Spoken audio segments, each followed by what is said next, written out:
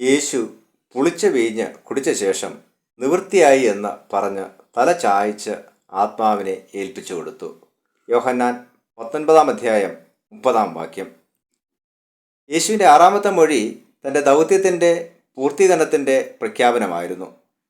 Greek വേദപുസ്തകത്തിൽ നിവൃത്തിയായി എന്നതിന് ഉപയോഗിച്ചിരിക്കുന്ന പദം ടെറ്റലസ്റ്റായി എന്നുള്ളതാണ്. ഇതിനർത്ഥം പൂർത്തീകരിച്ചു, നിവൃത്തിയായി, കടം വീട്ടി എന്നെല്ലാമാണ്.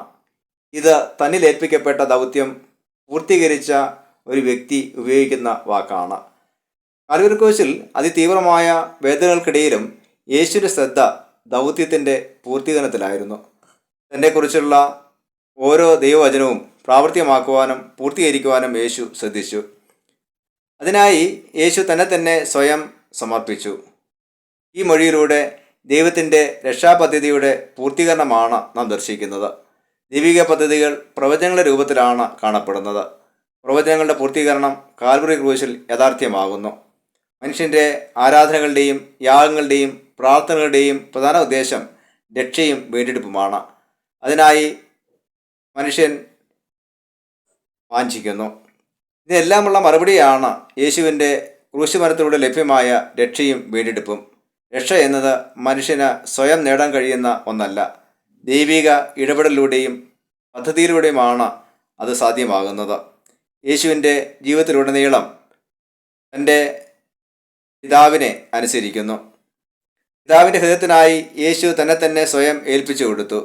കഷ്ടതയുടെയും വേദനയുടെയും തള്ളപ്പെടലിൻ്റെയും അനുഭവത്തിൻ്റെ മധ്യത്തിലും യേശു വിശ്വസ്തത കാത്തു സൂക്ഷിച്ചു.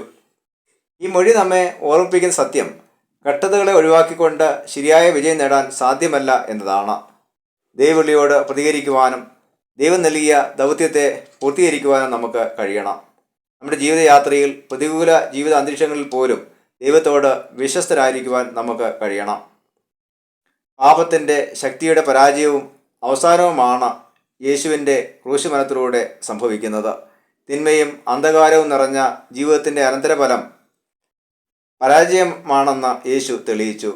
നിവൃത്തിയായി എന്ന വാക്ക് ഇവിടെ അർത്ഥമാക്കുന്നത് പാപത്തിനും തിന്മയ്ക്കും യേശു കാൽവരി ക്രൂശിൽ പരിഹാരം വരുത്തി എന്നുള്ളതാണ്.